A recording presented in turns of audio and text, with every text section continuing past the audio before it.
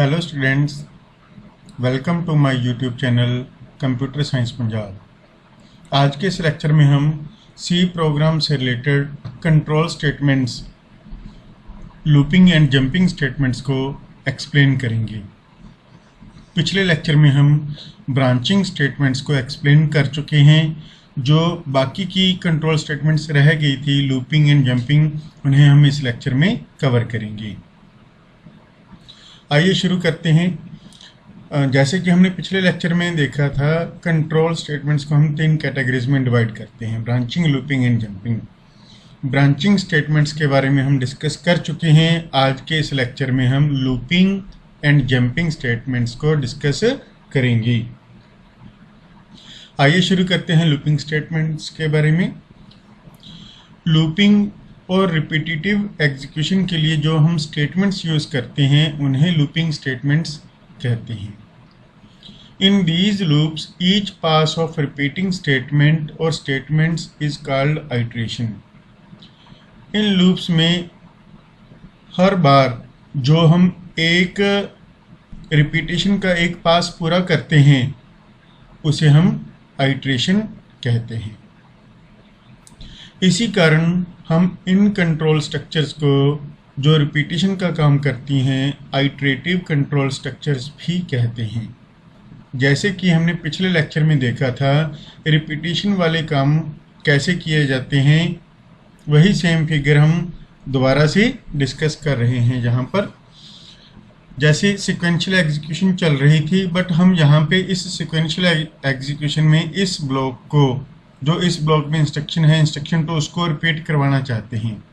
उसके लिए हम लूपिंग स्टेटमेंट्स यूज़ कर सकते हैं, जिसके लिए हमें एक कंडीशन यूज़ करनी पड़ेगी। जब तक यह कंडीशन ट्रू रहेगी तब तक यह इंस्ट्रक्शन रिपीट होती रहेगी। इंस्ट्रक्शन एग्जीक्यूट होने के बाद कंट्रोल वापस कंडीशन टेस्टिंग के लिए चला जाता है, और जब तक कंडीशन ट्रू रहती है यह साइकिल जो है रिपीटेशन का चलता रहता है। जब कंडीशन फॉल्स हो गई तब यह रिपीटेशन रुक जाएगी और हमारा जो कंट्रोल है एग्जीक्यूशन का वह है लूप के बाद वाली इंस्ट्रक्शन पे, जैसे एग्जांपल में दिया है इसमें इंस्ट्रक्शन 3 पर चला जाएगा। आइए लूपिंग कंट्रोल स्ट्रक्चर्स को डिटेल से जानते हैं। Looping control structures are also known as repetitive और आइट्रेटिव कंट्रोल स्ट्रक्चर्स और स्टेटमेंट्स। जैसे कि हम इससे पहले कर चुके हैं, लूपिंग स्टेटमेंट्स को हम रिपीटिटिव और आइट्रेटिव स्टेटमेंट्स भी कहते हैं। These control structures are used to repeat the execution of statements. क्यों यूज़ करते हैं इन स्टेटमेंट्स को? ताकि हम स्टेटमेंट्स के एग्जीक्यूशन को रिपीट करवा सकें। For example, we want to print a name 15 times on the screen. In such a situation we can use looping control structures. जैसे हम कोई नाम स्क्रीन पर या आउटपुट स्क्रीन पर 15 टाइम्स शो करवाना चाहते हैं, तो उस सिचुएशन में सेम काम कौन सा? किसी नाम को प्रिंट कराने का। उसी काम को 15 टाइम्स करवाना चाहते हैं, तो उस स्टेटमेंट को जो नाम प्रिंट करेगी हम लूप में लिख सकते हैं और लूप को 15 टाइम्स चलाएंगे, ताकि वही एक सिंगल स्टेटमेंट जो नाम शो कर रही है वह 15 टाइम्स नाम शो करे। तो इस तरह किसी भी ऐसे काम में जहां कोई भी रिपीटिशन हो रही है, किसी भी स्टेटमेंट्स को रिपीट किया जा रहा है, वहां पर हम लूपिंग कंट्रोल स्ट्रक्चर्स यूज कर सकते हैं। किसी भी लूप को यूज करने के लिए हमें कौन कौन सी स्टेटमेंट्स या एक्सप्रेशंस की ज़रूरत पड़ती है, आइए अब उनके बारे में डिस्कशन करते हैं। किसी भी लूप, चाहे वह प्री टेस्ट है, चाहे वह पोस्ट टेस्ट है, चाहे वाइल है, डू वाइल है, फॉर लूप है, किसी भी लूप के लिए हमें बेसिकली इन 4 चीज़ों की ज़रूरत पड़ती है: 3 एक्सप्रेशंस और एक बॉडी ऑफ द लूप। जो एक्सप्रेशन 1 है वह इनिशियलाइजेशन को रिप्रेजेंट करती है, अर्थात लूप की स्टार्टिंग वैल्यू, कहाँ से लूप एग्जीक्यूट करना स्टार्ट करे, कौन सी वैल्यू से लूप अपना काम करना शुरू करे। इसे काउंटर वेरिएबल भी कह सकते हैं। यह काउंटर वेरिएबल लूप की स्टार्टिंग वैल्यू को स्पेसिफाई करता है। दूसरी स्टेटमेंट जो हमें चाहिए वह है एक्सप्रेशन 2। इसमें हम एक टेस्ट कंडीशन मेंशन करते हैं। हमारा लूप तब तक रिपीट होगा, तब तक काम को रिपीट करेगा जब तक कि यह कंडीशन ट्रू रहेगी। अर्थात हम यह भी कह सकते हैं कि यह काउंटर वेरिएबल की एंड वैल्यू को स्पेसिफाई करता है। अर्थात हमारा लूप कब खत्म होगा उसे मेंशन करने के लिए हम इस एक्सप्रेशन 2 में कंडीशंस को मेंशन करते हैं। एक्सप्रेशन 3 है जो वह आइट्रेशन कहलाती है। इसमें हम यह बताएंगे कि हमारी इस इनिशियल वैल्यू से इस टेस्ट कंडीशन तक जो वेरिएबल की वैल्यू है वह कैसे पहुंचेगी। अर्थात इनिशियलाइजेशन से टेस्ट कंडीशन तक कैसे हम काउंटर वेरिएबल की वैल्यू को पहुंचाएंगे, कैसे उसकी वैल्यू को इंक्रीज करेंगे या उसकी वैल्यू को डिक्रीज करेंगे। काउंटर वेरिएबल अपनी स्टार्टिंग वैल्यू से एंड वैल्यू पर कैसे पहुंचे उसके लिए यह आइट्रेशन डिसाइड करेगी कि वैल्यू को इंक्रीज करते हुए स्टार्ट वैल्यू से एंड वैल्यू तक पहुंचाना है या वैल्यू को डिक्रीज करते हुए स्टार्ट वैल्यू से एंड वैल्यू तक पहुंचाना है। तो ये 3 एक्सप्रेशंस हैं, आपने बड़े ध्यान से इनको याद में रखना है, यह इंपॉर्टेंट पॉइंट है हमारा। और फोर्थ वन है body of the loop.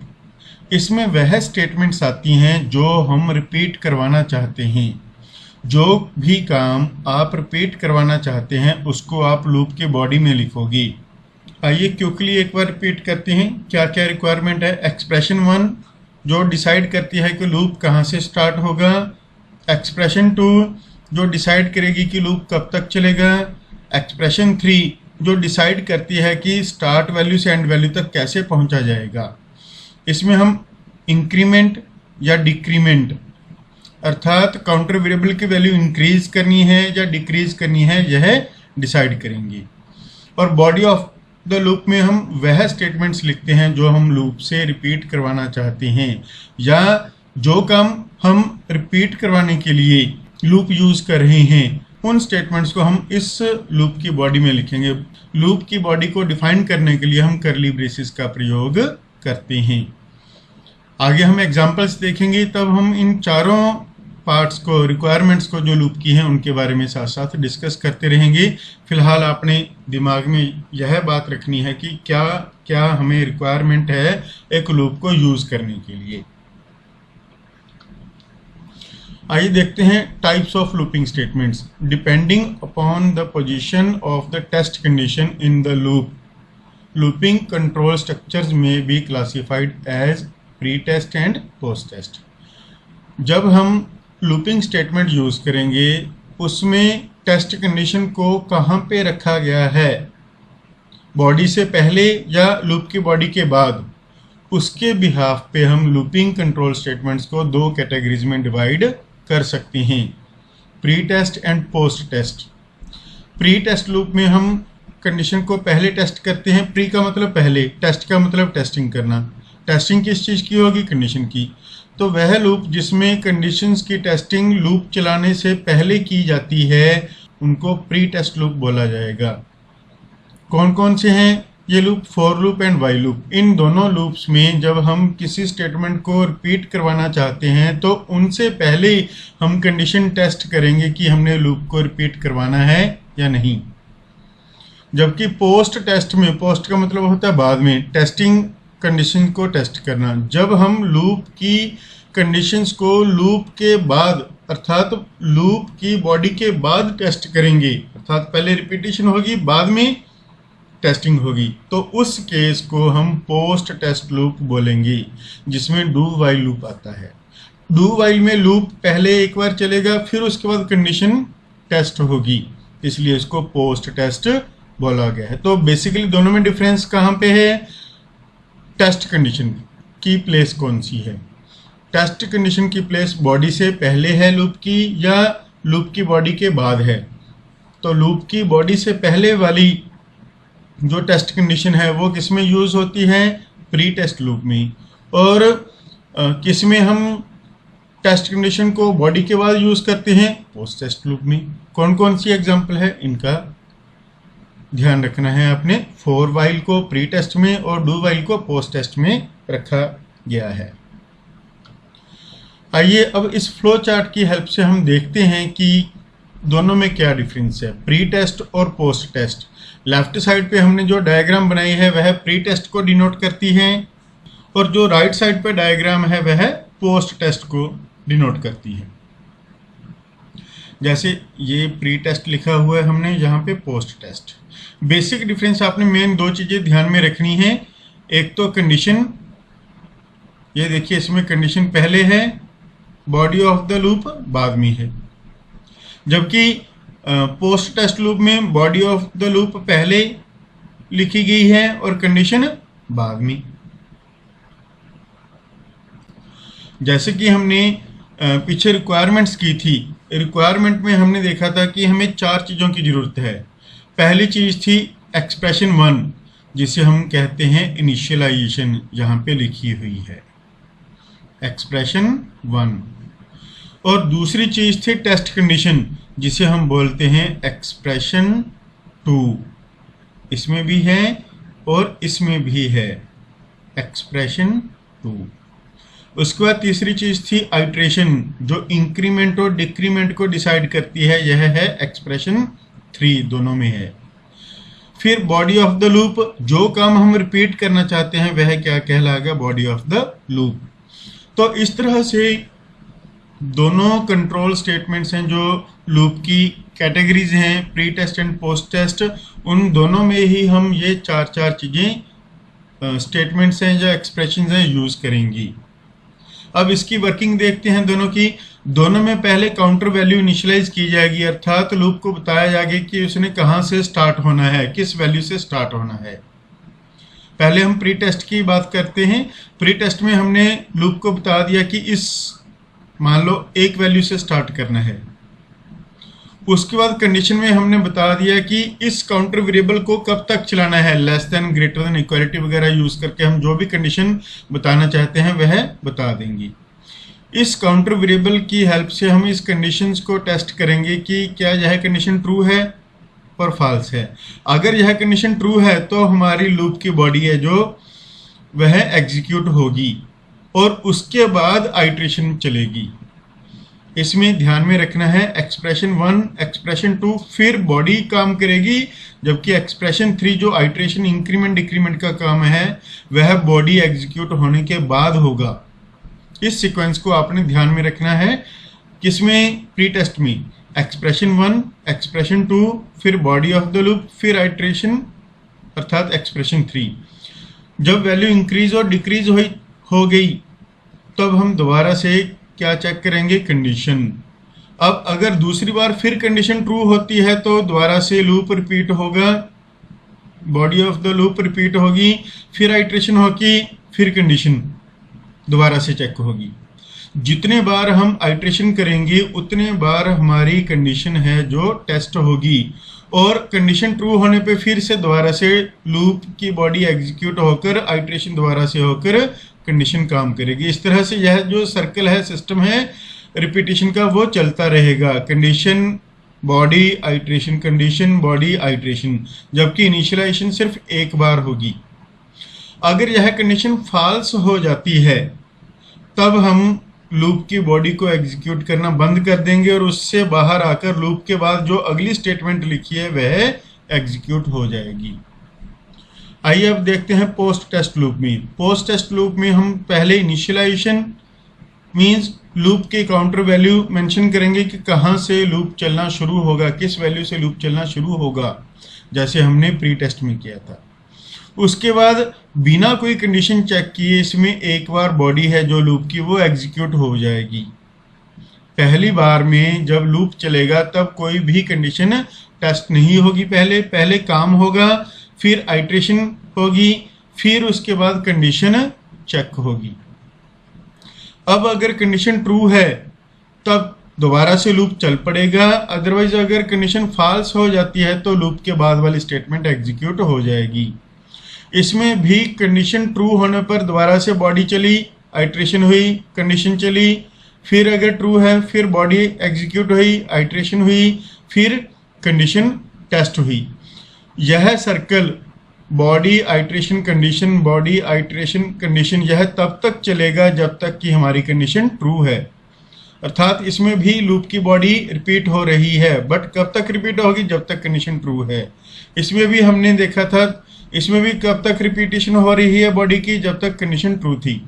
But दोनों में डिफरेंस क्या था, इसमें पहले कंडीशन चेक होगी फिर रिपीटेशन होगी, जबकि इसमें पहली बार जब लूप चला रहे हैं तब यहाँ पे पहले बॉडी चलेगी एक बार लूप की, फिर अगर कंडीशन ट्रू हुई तो दोबारा से रिपीटेशन होगी, अदरवाइज एक बार एग्जीक्यूशन होकर हम उससे बाहर आ जाएंगे। यह मेन डिफरेंस है, इसको आपने ध्यान से याद रखना है कि प्री टेस्ट में कंडीशन चेक होने के बाद बॉडी काम करती है, जबकि पोस्ट टेस्ट में एक बार बॉडी काम करेगी, एक बार बॉडी एग्जीक्यूट होगी, उसके बाद दोबारा से उसको रिपीटेशन का मौका मिलेगा या नहीं, यह इस कंडीशन के रिजल्ट पर डिपेंड करेगा। तो दोनों सिचुएशंस में कंडीशन के ट्रू रहते हुए ही दोनों लूप अपनी बॉडी को एग्जीक्यूट करेंगी। इसमें हो सकता है कि जब फर्स्ट टाइम लूप चला रहे हैं तो शुरू में ही कंडीशन फॉल्स हो जाए, जैसे हमने लूप स्टार्ट किया, कंडीशन शुरू में ही फॉल्स होगी, तब लूप एक बार भी नहीं चला। जबकि इस केस में जब हमने लूप स्टार्ट किया, उसने बिना कोई कंडीशन चेक किए इसके बॉडी को एग्जीक्यूट कर दिया। तो कंक्लूजन क्या निकला, प्री टेस्ट में यह पॉसिबिलिटी है कि हो सकता है लूप एक बार भी ना चले अगर शुरू में ही फर्स्ट अटेम्प्ट में ही कंडीशन फॉल्स होगी। ट्रू होगी तो रिपीटेशन हो सकती है, अगर फॉल्स होगी तो शुरू में ही हम उससे बाहर आ जाएंगे। जबकि पोस्ट टेस्ट में हमारा लूप एक बार चलेगा ही चलेगा, कम से कम एक बार चलेगा। क्यों? क्योंकि बिना कोई कंडीशन टेस्ट किए उसने बॉडी को एग्जीक्यूट कर दिया।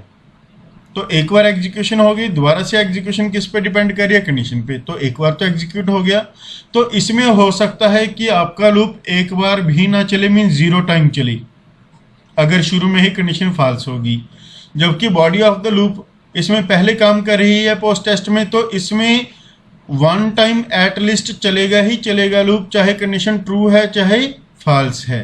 तो ये थे बेसिक्स जो हमने फ्लो चार्ट की हेल्प से समझने की कोशिश की है। आइए अब डिटेल से इन लूप्स के बारे में डिस्कशन करते हैं। आइए अब देखते हैं प्री टेस्ट लूप्स कौन से होते हैं। प्री टेस्ट लूप को एंट्री कंट्रोल्ड लूप भी बोला जाता है। प्री टेस्ट लूप में या एंट्री कंट्रोल्ड लूप्स में कंडीशंस को लूप की बॉडी से पहले एग्जीक्यूट किया जाता है, जैसे कि हमने पिछले फ्लो चार्ट में किया था। If the condition is not satisfied then the body of the loop will not be executed. अगर शुरू में ही जो कंडीशन है सेटिस्फाई नहीं होगी, अर्थात फॉल्स होगी, ट्रू नहीं होगी, तो हो सकता है लूप की बॉडी एक बार भी ना चले। अगर शुरू में कंडीशन ट्रू होगी तभी लूप की बॉडी एग्जीक्यूट होगी, अदरवाइज लूप की बॉडी एग्जीक्यूट नहीं होगी, जैसे कि हमने पीछे फ्लो चार्ट में डिस्कस किया था। For loop and while loop ये एंट्री कंट्रोल्ड लूप की या प्री टेस्ट लूप्स की एग्जांपल्स हैं। आइए अब सबसे पहले फॉर लूप की डिस्कशन करते हैं। It is the most popular loop used extensively for repeating the statements in the programs due to its simplicity. यह काम को रिपीट करवाने के लिए सबसे ज़्यादा यूज होने वाला लूप है। क्यों? क्योंकि इसको यूज करना बहुत सिंपल है। जो हमने लूप के लिए 4 रिक्वायरमेंट्स की थी डिस्कस, वो चारों ही इसमें नीचे सिंटैक्स दिया गया है, उसमें दिखाया गया है। इसमें तीनों एक्सप्रेशंस हैं जो वो एक साथ एक ही लाइन में लिखी जाती हैं। फॉर लूप के साथ पैरेंथेसिस में हम तीनों एक्सप्रेशन को सेमीकोलन से सेपरेट करते हुए लिखेंगे। तो जो इनिशियलाइजेशन है वह क्या होती है, एक्सप्रेशन 1, जैसे कि हमने रिक्वायरमेंट्स में किया था। तो यह एक्सप्रेशन 1 है, यह एक्सप्रेशन 2 है, यह एक्सप्रेशन 3 है। हालांकि हमने इनको तीनों को एक ही लाइन में लिखा है, बट इनकी एग्जीक्यूशन सिंपल एक सीक्वेंस में लेफ्ट टू राइट नहीं होगी। यहाँ पे यही चीज़ हमने सीखनी है कि किस चीज़ के बाद, किस स्टेटमेंट के बाद, किस एक्सप्रेशन के बाद कौन सी चीज़ एग्जीक्यूट होगी। जैसे कि यहाँ पे फ्लो चार्ट में दिखाया गया है कि सबसे पहले क्या होगा, इनिशियलाइजेशन। मीन जब लूप स्टार्ट होगा सबसे पहले एक्सप्रेशन 1 इनिशियलाइजेशन काम करेगी, सबसे पहले यह काम करेगी। फिर इनिशियलाइजेशन के बाद क्या होगा, कंडीशन चेक होगी, अर्थात यहाँ से हम कौन से पार्ट पे आ गए, टेस्ट कंडीशन पे, दूसरे नंबर पे। अब अगर कंडीशन ट्रू है तब क्या होगा, लूप की बॉडी एग्जीक्यूट होगी, अर्थात अगर कंडीशन ट्रू है तब लूप में एंटर कर जाएंगे। अगर कंडीशन ट्रू है अर्थात थर्ड नंबर पर यह काम होगा। जो भी इसमें स्टेटमेंट्स लिखी हुई हैं वो सब एग्जीक्यूट करके लूप की बॉडी का एक साइकिल पूरा हो जाएगा। उसके बाद बॉडी ऑफ द लूप को एग्जीक्यूट करने के बाद कंट्रोल कहाँ पे ट्रांसफर होगा, आइट्रेशन पार्ट पे, अर्थात यहाँ से कंट्रोल वापस जाएगा आइट्रेशन पे। ये क्या हुआ, फोर्थ नंबर पे। आइट्रेशन ने उस काउंटर वेरिएबल की जो इनिशियल वैल्यू थी उसको चेंज कर दिया, इंक्रीमेंट या डिक्रीमेंट या इंक्रीज करके या डिक्रीज करके। अब आइट्रेशन के बाद दोबारा से कंडीशन टेस्ट होगी, चेक होगी, आइट्रेशन के बाद दोबारा से कंडीशन चेक हो रही। जैसे इस फ्लो चार्ट में दिया गया है उसी सीक्वेंस में हमारा यह काम हो रहा है। तो फिफ्थ नंबर पे क्या हुआ, यह।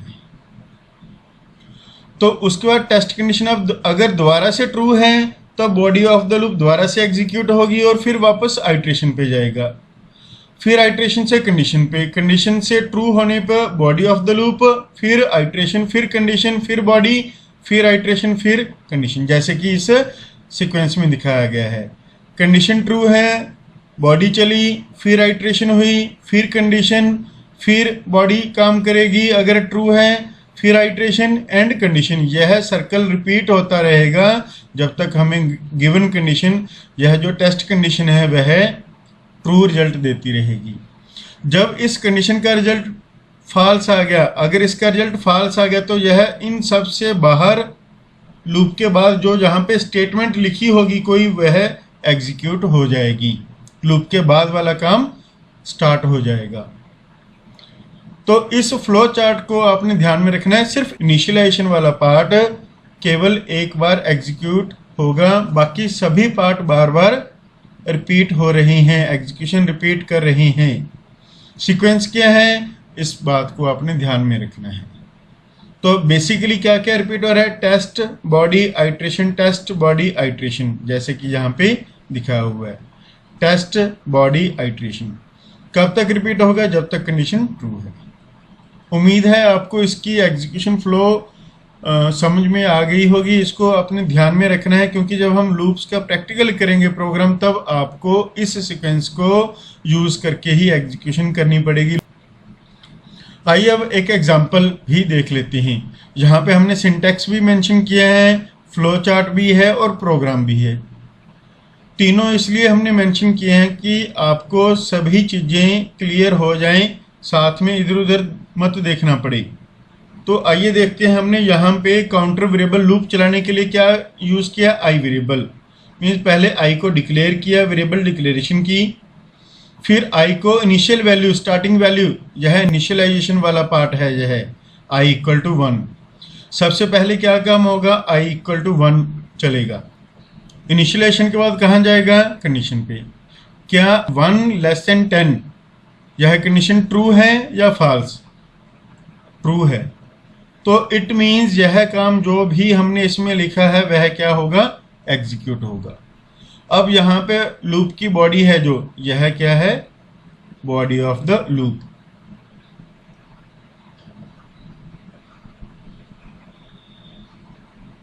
अब यहाँ पे लूप पूरा हो गया तो कंट्रोल कहाँ पे वापस ट्रांसफर होगा, आइट्रेशन पे। तो आई की वैल्यू 1 से कितना हो गया, यहाँ पे 2 के बाद हम दोबारा से कंडीशन पर जाएंगे, 2 लेस देन इक्वल टू 10, क्या हुआ, फिर से ट्रू, तो दोबारा से इसकी एग्जीक्यूशन हुई, आउटपुट आई, फिर आइट्रेशन दोबारा से हुई, आई की वैल्यू 3 हो जाएगी। इस फ्लो चार्ट के सीक्वेंस को ध्यान में रखते हुए यह एग्जीक्यूशन आपने करके देखनी है ताकि आपको पता चल जाए लॉजिक क्या है लूप को चलाने का, कैसे प्रोसेसर या कैसे कंप्यूटर लूप्स को एग्जीक्यूट करता है। इस चीज़ को समझने के लिए यह फ्लो चार्ट आपके लिए बहुत ही इम्पॉर्टेंट है। यहाँ पे आउटपुट गलत लिखा गया, यहाँ पे कुछ नहीं आएगा। तो टेस्ट कंडीशन पार्ट आप आइडेंटिफाई कर सकते हो। आइट्रेशन पार्ट कौन सा है, यह आप सिंटैक्स के अकॉर्डिंग आइडेंटिफाई कर सकते हो, और यह बॉडी ऑफ द लूप है जो कर्ली ब्रेसेस के बीच में हमने लिखी हुई है। तो इनिशियलाइजेशन एक बार हुई, फिर कंडीशन चेक हुई, कंडीशन ट्रू है तो काम रिपीट होगा, फिर आइट्रेशन हुई, फिर कंडीशन चेक होगी, अगर दोबारा से ट्रू है फिर से यही सब रिपीट होगा, और जब कंडीशन फॉल्स होगी एक टाइम ऐसा आएगा जब आई की वैल्यू 10 से इंक्रीज हो गई, जब 11 होगी, तब उस केस में 11 लेस देन इक्वल टू 10 क्या होगा, फॉल्स। तब यह इस लूप को एग्जीक्यूट करना बंद कर देगा, और उसके बाद लूप के बाद कोई स्टेटमेंट नहीं है तो हमारा प्रोग्राम खत्म हो जाएगा। आइए अब इस लूप वाले प्रोग्राम की आउटपुट क्या आएगी, कैसे आएगी, उसके बारे में डिस्कशन करते हैं। सबसे पहले हमने आई को डिक्लेयर किया, मीन्स मेमोरी में आई की वैल्यू, आई को डिक्लेयर किया, मेमोरी एलोकेट होगी। आई इक्वल टू 1 तो आई की वैल्यू यहाँ पे कितनी एलोकेट होगी, उसको 1 इनिशियलाइजेशन के साथ।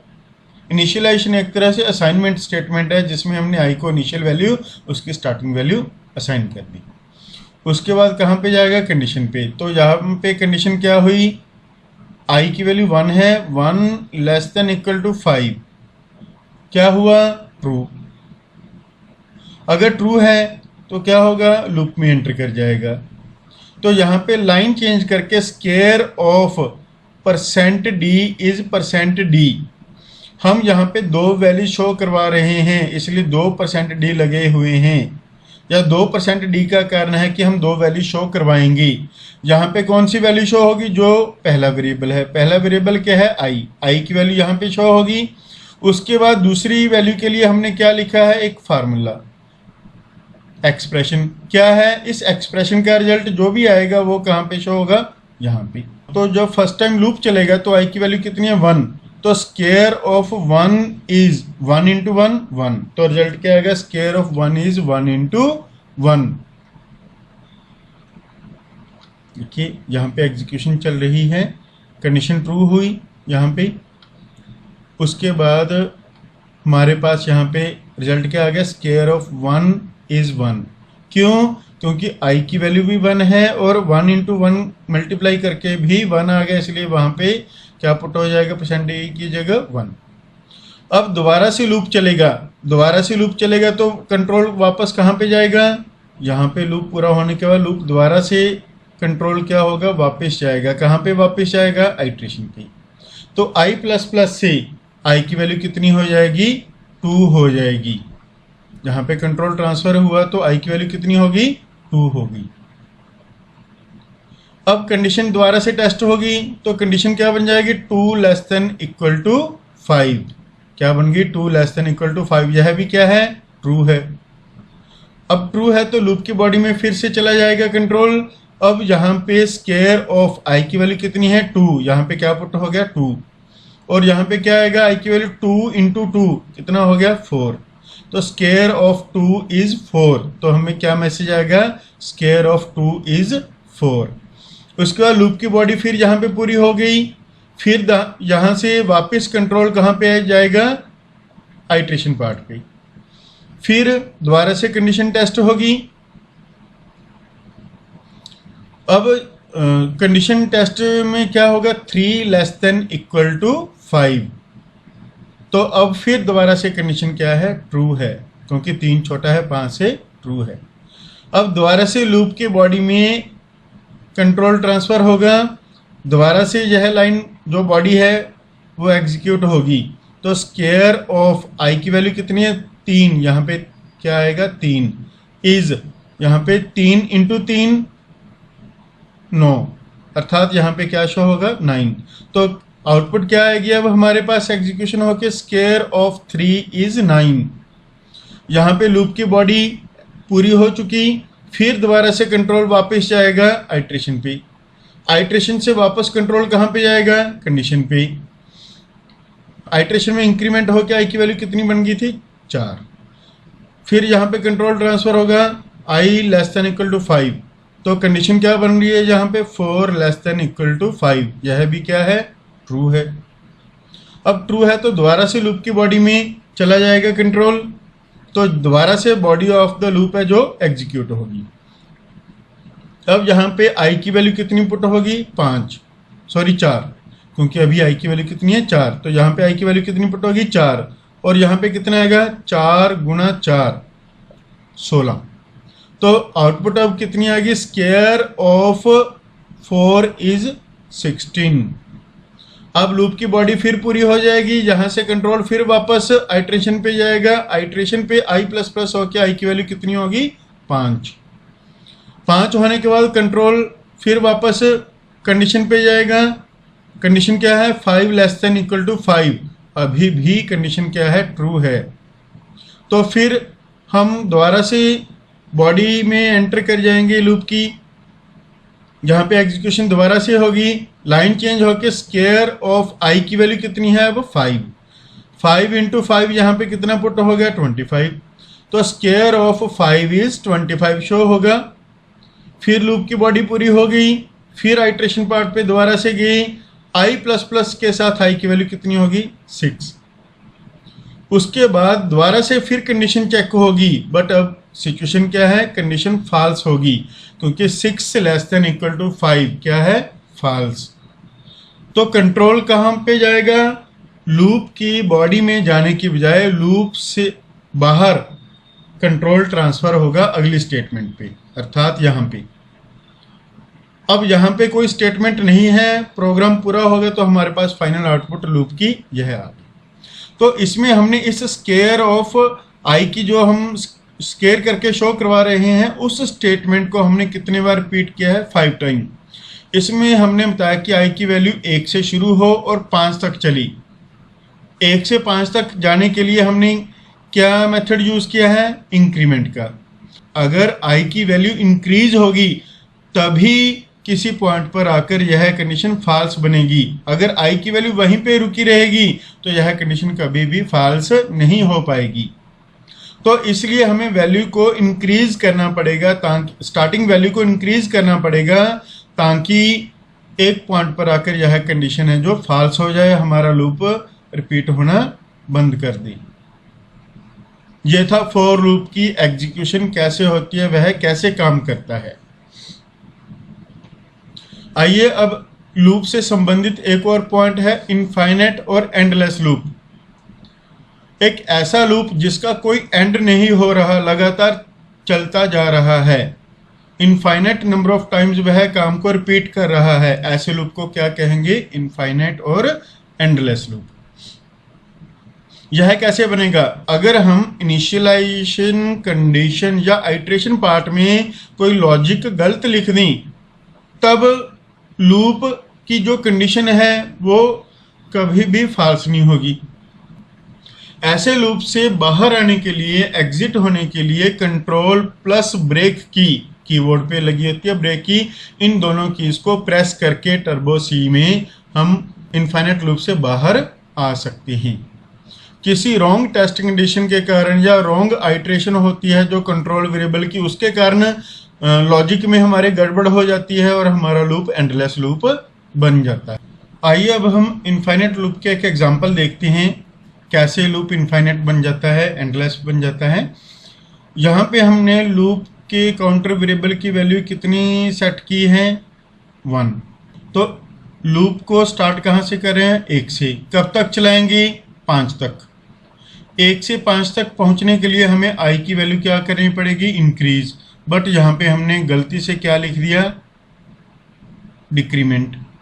तो इंक्रीमेंट की जगह यहाँ पे डिक्रीमेंट लिखा गया जब, तो आई की वैल्यू बढ़ने की बजाय घटेगी, अर्थात जैसे जैसे लूप चलेगा आई की वैल्यू 1 से 2 की बजाय 1 से 0, -1, -2, -3 इस तरह से चलेगी, और आउटपुट हमारे पास आई की वैल्यू इस तरह दिखाई देती रहेगी। तो आई की वैल्यू तो कभी भी यहाँ पे कंडीशन में फॉल्स नहीं होगी। अब अगर फॉल्स नहीं होगी तो लूप चलना बंद नहीं होगा। तो ऐसे लूप जो लगातार चलते रहते हैं कंडीशन फॉल्स ना होने के कारण, उन्हें इनफाइनाइट या एंडलेस लूप बोला जाता है। तो ऐसे लूप से बाहर आने के लिए टर्बो सी में हम कौन सी की प्रेस करते हैं, कंट्रोल प्लस ब्रेक की का कॉम्बिनेशन। तो उससे कंट्रोल प्लस ब्रेक से लूप बीच में ही बंद होकर उससे बाहर आ जाएगा। आइए अब नेक्स्ट लूप देखते हैं, वाइल लूप। वाइल लूप भी अनदर फॉर्म ऑफ लूपिंग और रिपीटेटिव कंट्रोल स्टेटमेंट है। यह भी एंट्री कंट्रोल्ड लूप या प्री टेस्ट लूप की एग्जाम्पल है। आइए इसका सिंटैक्स देखते हैं। सबसे पहले इनिशियलाइजेशन, फिर कंडीशन, फिर स्टेटमेंट, फिर आइट्रेशन। फॉर लूप की तरह यहाँ पे हम सभी एक्सप्रेशंस को एक लाइन में नहीं लिखते और ना ही लिख सकते हैं। यहाँ पे जो सिंटैक्स दिया गया है इसको ही अपने ध्यान में रख के इन सभी एक्सप्रेशंस को लिखना है। तो यहाँ पे एक्सप्रेशन 1 जिसको इनिशियलाइजेशन बोला जाएगा, फिर कंडीशन को, सिर्फ कंडीशन को ही वाइल लूप के साथ ब्रैकेट में लिखा जाएगा, इनिशियलाइजेशन लूप से पहले लिखी जाएगी। जो बॉडी ऑफ द लूप है वह लिखी जाएंगी। फिर आइट्रेशन पार्ट पहले भी आ सकता है, बाद में भी, लॉजिक के ऊपर डिपेंड करता है हमारी। तो यही वो 4 चीज़ें जो रिक्वायरमेंट की थी इसमें भी वही यूज़ हो रही हैं।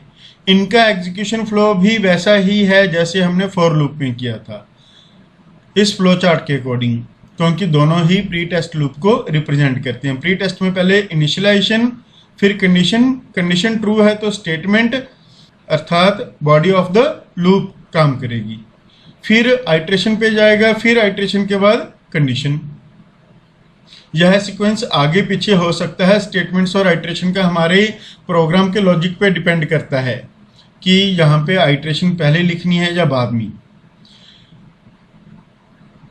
तो फिलहाल यहाँ पे आइट्रेशन क्या है, बॉडी ऑफ द लूप है जो उसी का ही एक पार्ट है।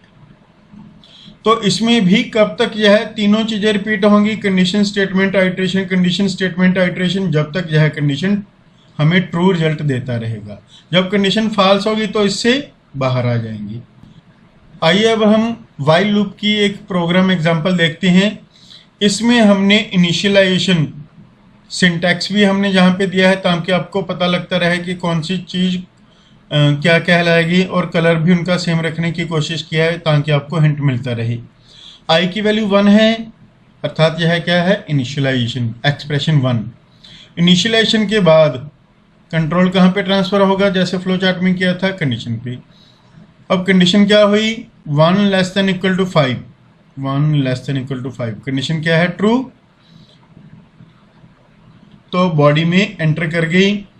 लूप की बॉडी में सबसे पहले प्रिंटएफ ने लाइन चेंज की और स्केयर ऑफ आई की वैल्यू कितनी है, यहाँ पे 1 इज 1 इंटू 1 क्या आएगा, 1। तो रिजल्ट क्या आएगा, स्केयर ऑफ 1 इज 1। फिर आई प्लस प्लस से आई की वैल्यू कितनी होगी, 2। आई की वैल्यू 2 होगी। उसके बाद लूप पूरा हो रहा है। उसके बाद वापस कहाँ पे जाएंगे, आइट्रेशन के बाद। आइट्रेशन के बाद हम हमेशा कंडीशन पर जाते हैं, कंडीशन वाले पार्ट पे। अब यहाँ पे कंडीशन क्या बन गई, 2 लेस देन इक्वल टू 5, फिर क्या है, ट्रू। दोबारा से क्या शो होगा, अब स्केयर ऑफ 2 इज 4। आई की वैल्यू 2 है तो यह 2 इंटू 2 4 बन गया। फिर आई प्लस प्लस से आई की वैल्यू 2 से कितनी बन जाएगी, 3। फिर लूप वापस जाएगा कंडीशन पार्ट पे। 3 less than equal to 5 true है, 3 less than equal to 5 true है। फिर ट्रू होने के कारण लूप की बॉडी में एंटर कर जाएगा। फिर मैसेज क्या शो होगा, स्केयर ऑफ 3 इज 9। फिर इंक्रीमेंट हुआ आई प्लस प्लस से आई की वैल्यू 3 से क्या बन गई, 4। अब कंडीशन पार्ट पे जाएगा। कंडीशन पार्ट में जाके जहाँ पे क्या बन गया, 4 लेस देन इक्वल टू 5। फिर क्या हुआ, ट्रू है तो फिर दोबारा से क्या शो होगा, square of 4 is 16। Message show करने के बाद फिर इंक्रीमेंट होगा आई प्लस प्लस, आई की वैल्यू कितनी होगी, 5। फिर दोबारा से कंडीशन पे गया, 5 लेस देन इक्वल टू 5 क्या है, ट्रू। फिर लूप की बॉडी में एंटर हो जाएगा। फिर क्या शो करेगा, स्केयर ऑफ 5 इज 25। फिर आई प्लस प्लस से आई की वैल्यू कितनी होगी, 6। फिर कंट्रोल कहाँ पे ट्रांसफर हुआ, कंडीशन पे। Now 6 less than equal to 5 क्या है, फॉल्स। अब फॉल्स है तो जहाँ से कंट्रोल कहाँ पे ट्रांसफ़र हो गया, लूप से बाहर उसकी अगली स्टेटमेंट पे। जहाँ पे कोई भी स्टेटमेंट नहीं है तो लूप का एंड हो गया और हमारे पास फाइनल आउटपुट आ गई। तो जो हमने फ्लो चार्ट किया है उसके अकॉर्डिंग ही प्री टेस्ट लूप काम करेंगे। इनिशियलाइजेशन कंडीशन, कंडीशन ट्रू है तो बॉडी काम करेगी, फिर आइट्रेशन, फिर कंडीशन। इस तरह से यह जो सीक्वेंस है यह रिपीट होता रहेगा जब तक हमारी कंडीशन ट्रू है। फॉल्स होने पे ही हम लूप से बाहर आएंगे और हमारा काम रिपीट होना बंद हो जाएगा।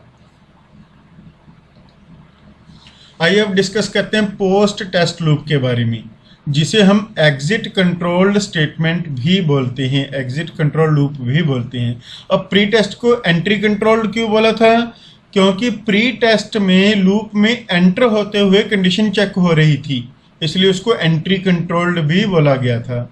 अब इसे एग्जिट कंट्रोल्ड क्यों बोलेंगे, क्योंकि लूप से बाहर जाते हुए, लूप से एग्जिट होते हुए कंडीशन चेक हो रही है, इसलिए इसको एग्जिट कंट्रोल्ड लूप भी कहा गया है।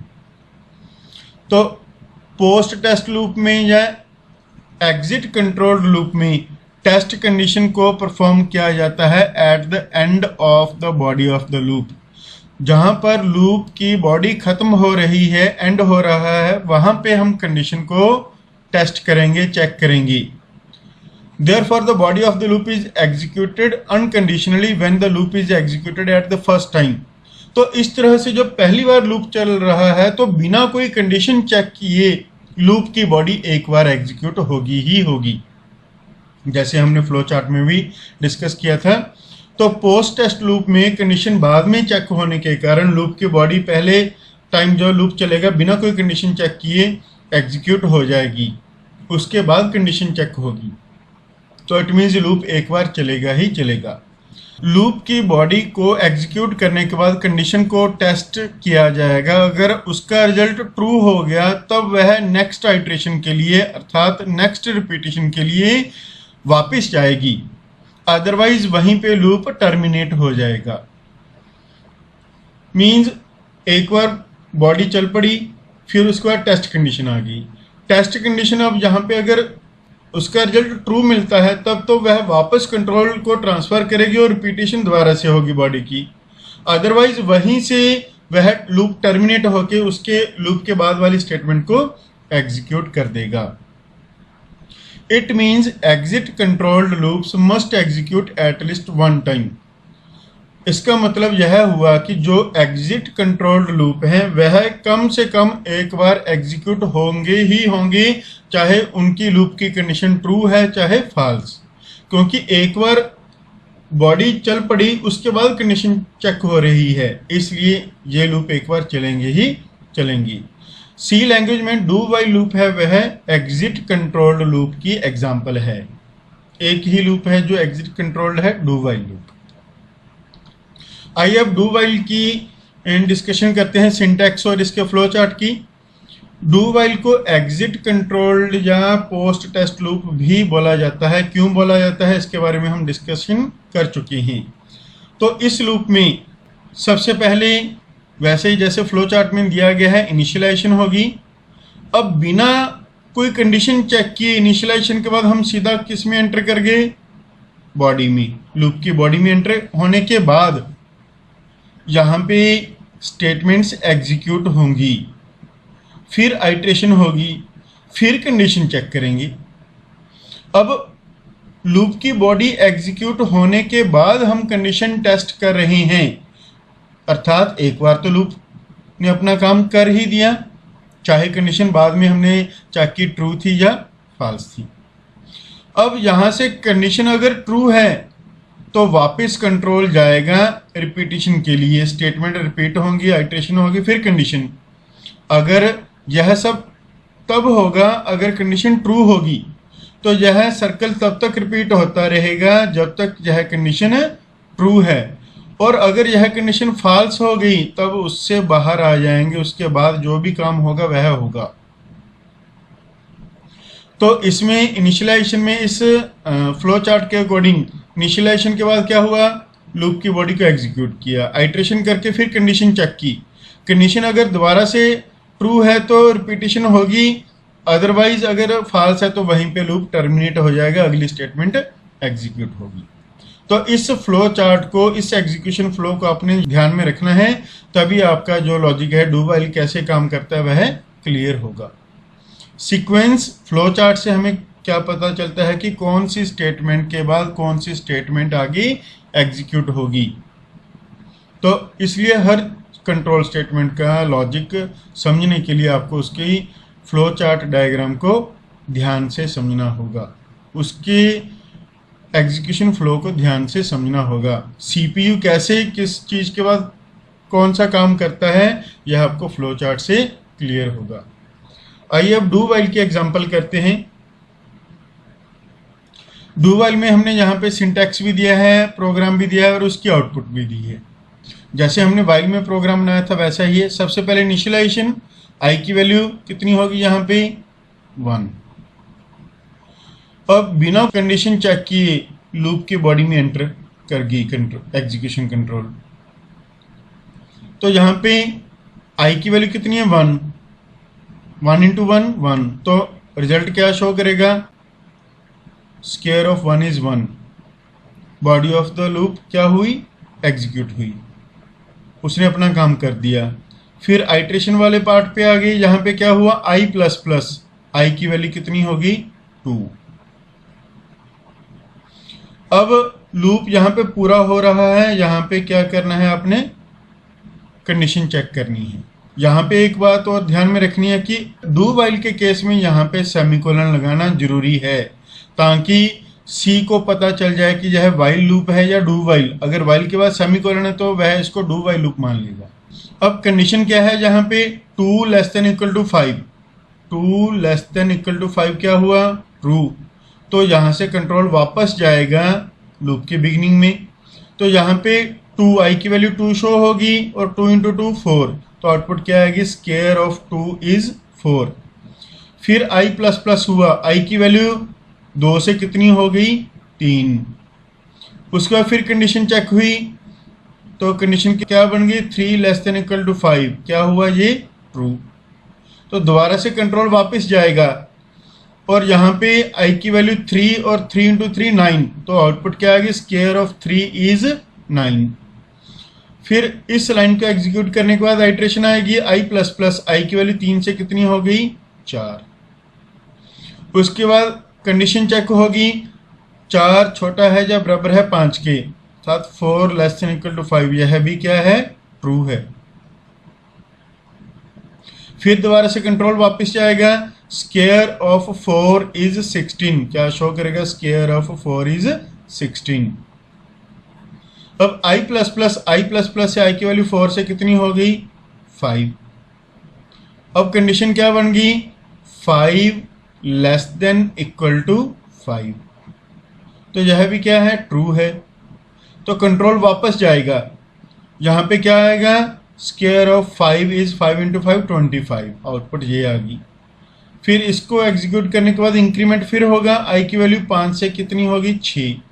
अब कंडीशन क्या बन गई यहाँ पे, 6 लेस देन इक्वल टू 5, क्या हो गया फॉल्स।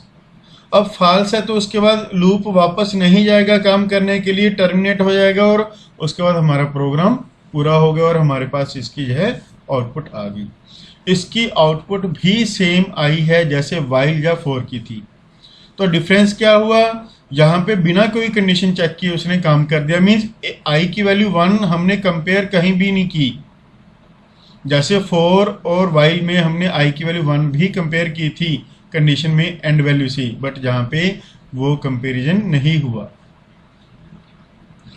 आइए एक और एग्जांपल करते हैं जिससे आपको व्हाइल और डू व्हाइल में डिफरेंस क्लियर हो जाएगा। आइए अब नीचे दी गई एग्जांपल्स को डिस्कस करके हम व्हाइल और डू व्हाइल में जो डिफरेंसेस हैं उन्हें समझने की कोशिश करते हैं। लेफ्ट वाला जो बॉक्स है उसमें हमने व्हाइल लूप का प्रोग्राम बनाया है, जो राइट साइड में बॉक्स है उसमें हमने डू व्हाइल का प्रोग्राम बनाया है। दोनों प्रोग्राम्स में इनिशियलाइजेशन, कंडीशंस और आइट्रेशन सेम रखी हैं, स्टेटमेंट सेम है, सिर्फ डिफरेंस व्हाइल और डू व्हाइल का है। तो आइए देखते हैं मेन डिफरेंस कैसे है क्या है। तो वाइल लूप में सबसे पहले हमने आई को वैल्यू कितनी दी, 11। अब यहाँ पे जब कंडीशन टेस्ट होगी 11 लेस देन इक्वल टू 5, क्या हुआ, फॉल्स। तो फर्स्ट टाइम पे ही इसकी कंडीशन क्या होगी, फॉल्स, जिस कारण यह लूप को एक बार भी एग्जीक्यूट नहीं करेगा और उससे बाहर आ गया और हमारी आउटपुट ब्लैंक रह गई, यहाँ पे कोई भी आउटपुट नहीं आई। तो लूप की बॉडी यहाँ पे जो है एक बार भी एग्जीक्यूट नहीं हो रही। जबकि इसी केस को हम डू वाइल के साथ स्टडी करें, अगर यहाँ पे आई की वैल्यू 11, तो यहाँ पे आई की वैल्यू कहीं भी टेस्ट नहीं हो रही, तो वह लूप में सीधा एंटर कर गया। आई की वैल्यू यहाँ पे कितनी शो करेगा, यह 11, मीन्स एक बार तो लूप चल ही पड़ा हमारा। फिर यहाँ पे आई की वैल्यू कितनी होगी, 12। अब यहाँ पे जो कंडीशन है वह क्या बन गई, 12 लेस देन इक्वल टू 5, क्या है, फॉल्स। अब दोबारा से यह लूप रिपीट नहीं होगा और यहीं पे टर्मिनेट होकर इससे बाहर आ जाएगा। तो यह था मेन डिफरेंस। इसमें पहले कंडीशन चेक हुई, बाद में बॉडी काम कर रही है। अगर कंडीशन ट्रू होगी तब बॉडी काम करेगी, अदरवाइज अगर शुरू में ही कंडीशन फॉल्स है तो लूप की बॉडी एक बार भी काम नहीं करेगी। जबकि डू वाइल के केस में हमारा लूप एक बार चलेगा ही चलेगा। क्यों? क्योंकि बिना कोई कंडीशन टेस्ट किए हम लूप की बॉडी में एंटर कर गए और बाहर जाते हुए हम यहाँ पे कंडीशन चेक कर रहे हैं, जिसके कारण अगर यहाँ पे कंडीशन फॉल्स होगी तो दोबारा से जो लूप की बॉडी है एग्जीक्यूट नहीं होगी, वहीं से टर्मिनेट हो जाएगी। तो पोस्ट टेस्ट में बॉडी काम पहले करेगी, बाद में टेस्ट होगी कंडीशन, जिस कारण यह काम एक बार होगा ही होगा। वाइल के केस में हमारे पास कोई आउटपुट नहीं आ रही, बट यहाँ पे एक वैल्यू आउटपुट के तौर पे हमें शो हो रही है। तो यह था मेन डिफरेंस। एक डिफरेंस तो याद रखना है, कंडीशन के बाद बॉडी काम कर रही है, यहाँ पे बॉडी के बाद कंडीशन काम कर रही है, पहला डिफरेंस। दूसरा, इसमें अगर शुरू में ही कंडीशन फॉल्स हो गई तो लूप एक बार भी नहीं चलेगा, बट इसमें क्योंकि कंडीशन चेक नहीं हो रही, एक बार तो लूप चलेगा ही चलेगा, चाहे बाद में कंडीशन ट्रू है चाहे फॉल्स, कोई फर्क नहीं पड़ेगा इससे, एक बार तो लूप चल ही जाएगा। उम्मीद है आपको दोनों में डिफरेंस क्लियर हो गया होगा। आइए अब अगला टॉपिक नेस्टिंग ऑफ लूप्स का डिस्कस करते हैं। नेस्टिंग ऑफ लूप क्या है? जैसे नेस्टेड इफ स्टेटमेंट को डिस्कस किया था, वैसे ही नेस्टिंग ऑफ लूप्स भी हो जाती है जब एक लूप को किसी और दूसरे लूप में पुट कर दिया जाता है, तब वह कंसेप्ट नेस्टिंग ऑफ लूप कहलाता है। We can embed a for loop in another for loop. हम एक फॉर लूप को दूसरे फॉर लूप में रख सकते हैं, या एक वाइल लूप को दूसरे वाइल लूप में रख सकते हैं, या एक डू वाइल लूप के अंदर एक और डू वाइल लूप लगा सकते हैं। अर्थात किसी भी तरह के एक लूप को किसी भी दूसरी तरह के लूप में भी रखा जा सकता है। फॉर के अंदर वाइल लूप भी लगा सकते हैं, वाइल के अंदर डू वाइल भी लगा सकते हैं, या कोई ज़रूरी नहीं कि सेम लूप के अंदर सेम लूप ही काम करेगा। Any type of loop can be embedded in any other type of loop. किसी भी एक तरह का लूप किसी भी दूसरे तरह के लूप में रखा जा सकता है। तो बेसिक कंसेप्ट क्या है? एक लूप के अंदर दूसरा लूप, लूप के अंदर लूप को नेस्टिंग ऑफ लूप बोला गया है। आइए अब एक सिंटैक्स देखते हैं नेस्टेड लूप का। यहाँ पे हमने फॉर लूप के अंदर फॉर लूप को रखा है, इसलिए इसको नेस्टेड फॉर लूप बोलेंगी। जो ब्लू कलर में शो किया है वह आउटर लूप है, उस लूप के अंदर हमने एक रेड कलर का इनर लूप रखा है। तो एक लूप के अंदर दूसरा लूप का कंसेप्ट है जो वह नेस्टेड लूप कहलाता है। अब इस लूप की वर्किंग आम लूप की वर्किंग से थोड़ी सी डिफरेंट है। कैसे? आइए इसको भी हम समझते हैं। आइए एक नेस्टेड फॉर लूप के एग्जांपल से नेस्टेड लूप की वर्किंग को समझने की कोशिश करते हैं। इस एग्जांपल में हमने जो बाहर वाला लूप है ब्लू कलर में शो किया है, वह आई की वैल्यू 1 से लेकर कहाँ तक चला है? आई की वैल्यू लेस देन 3 तक, अर्थात 2 तक चलेगा। और जो इनर लूप है वह जे की वैल्यू 1 से कहाँ तक चला है? लेस देन 4, अर्थात 3 तक चलेगा। जब उसकी वैल्यू 4 होगी तब फॉल्स हो जाएगा, यहाँ पे जब आई की वैल्यू 3 होगी तब वह फॉल्स हो जाएगा। आइए इसको समझने की कोशिश करते हैं। सबसे पहले i की वैल्यू 1, यहाँ से लूप स्टार्ट होगा। फिर कंडीशन टेस्ट होगी। क्या कंडीशन टेस्ट होगी? i less than 3, 1 less then 3 क्या है? ट्रू है। तो यह लूप की बॉडी में एंटर हो जाएगा। लूप की बॉडी में हमने फिर से एक लूप को लिखा हुआ है, तो लूप की बॉडी में अंदर जाते ही यह फिर से एक लूप को स्टार्ट कर देगा। अर्थात यहाँ पे j की वैल्यू इनिशियलाइज होगी। j की वैल्यू कितनी होगी? 1।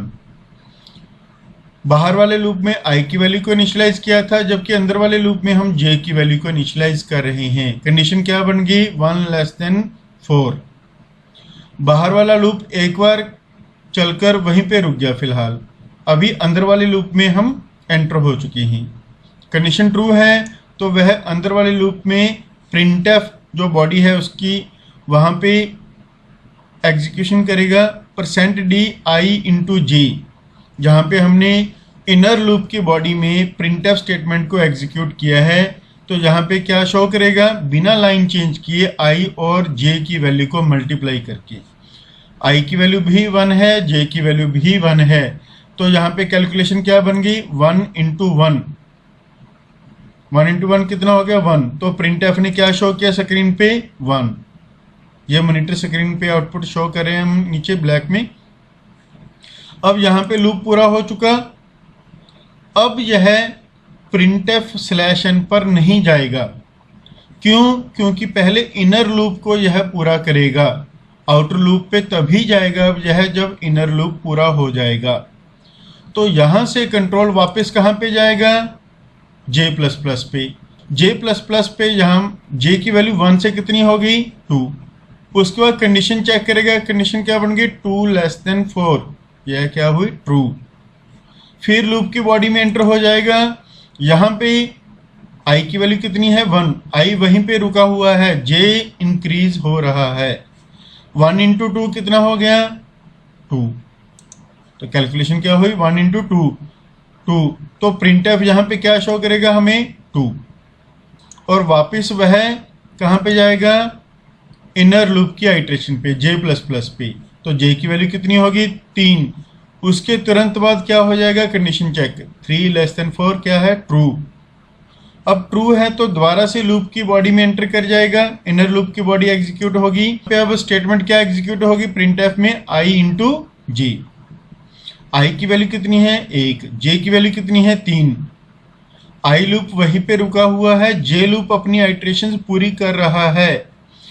1 गुना 3 कितना बन गया? 3। और आउटपुट पे क्या आएगा? 3। उसके बाद फिर सर्कल पूरा हुआ, वापस आइट्रेशन पे गया। j++ से j की वैल्यू कितनी होगी? 4। और कंडीशन क्या बन गई? 4 लेस देन 4 फॉल्स। अब यह इस इनर लूप को बंद करके उससे बाहर आ जाएगा printf/n वाली लाइन पर।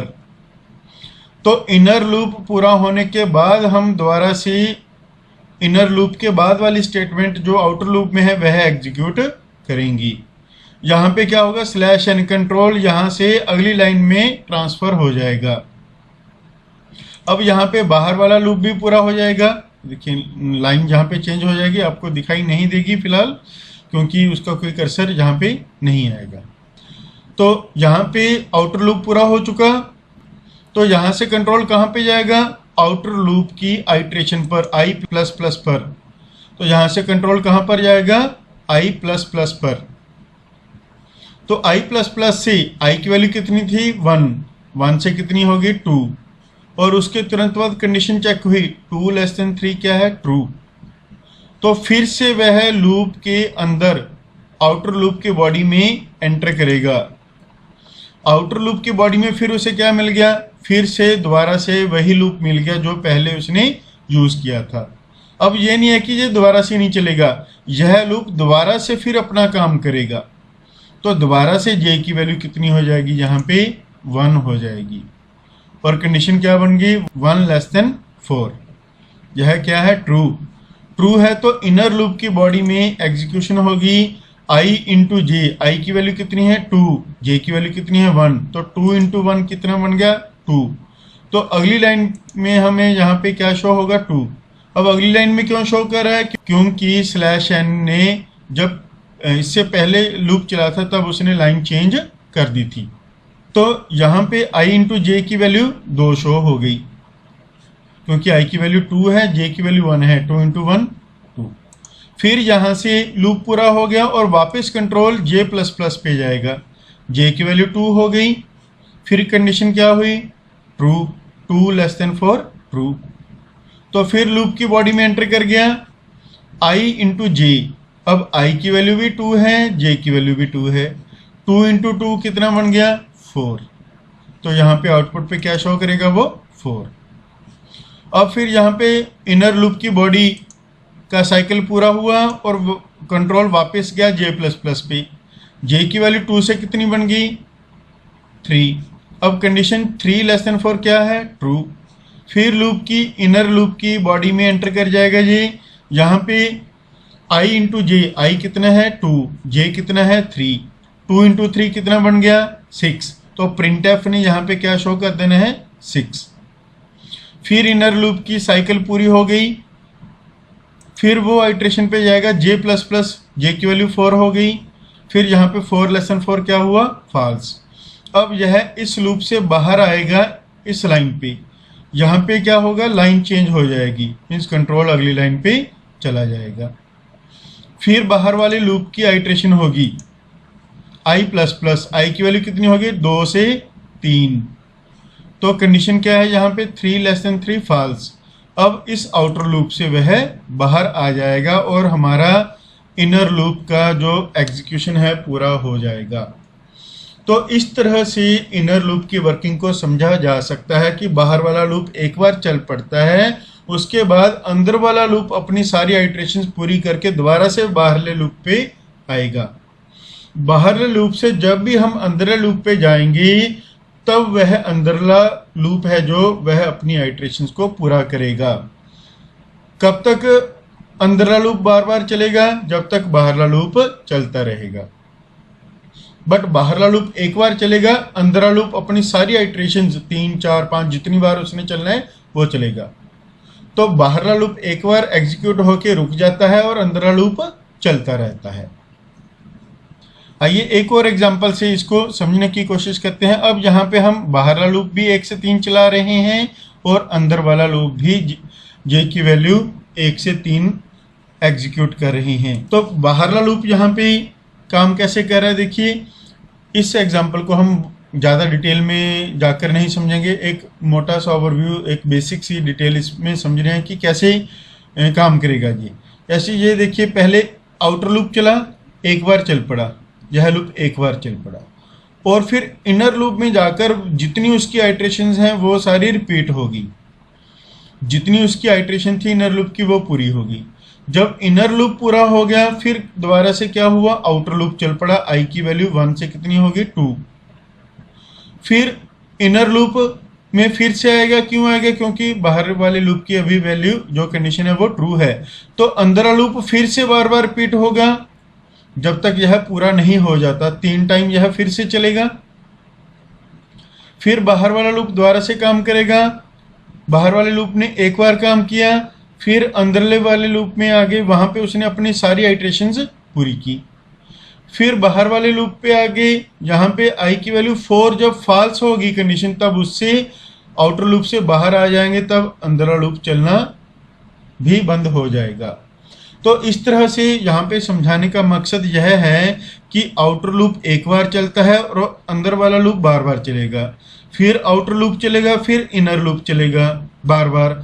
आउटर लूप एक बार चलेगा, इनर लूप बार बार चलेगा, जितनी बार उसने एग्जीक्यूशन करनी है। इस तरह से जो नेस्टेड लूप्स हैं वो काम करते हैं। बाहर वाला लूप एक बार चलकर अंदर वाला लूप बार बार चलता है, और यह प्रोसेस तब तक चलता रहेगा जब तक आउटर लूप की सभी आइट्रेशंस पूरी ना हो जाएं।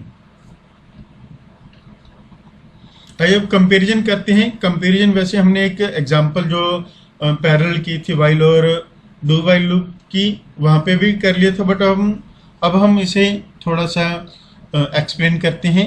वाइल लूप सबसे पहले, जैसे एग्जांपल में हमने क्लियर किया था कि बेसिकली दो डिफरेंस है। वाइल लूप में सबसे पहले कंडीशन चेक होती है, फिर बॉडी ऑफ द लूप, फिर body of the loop execute होती है।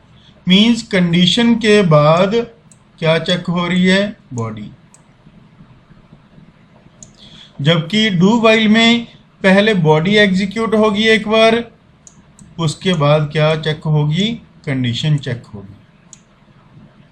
दूसरा डिफरेंस मेन क्या बताया था आपको? अगर शुरू में ही कंडीशन फॉल्स हो जाती है तो हो सकता है इसका लूप एक बार भी ना चले, जबकि डू वाइल में चाहे शुरू में कंडीशन फॉल्स भी हो जाए तब भी हमारा loop at least one time चलेगा ही चलेगा।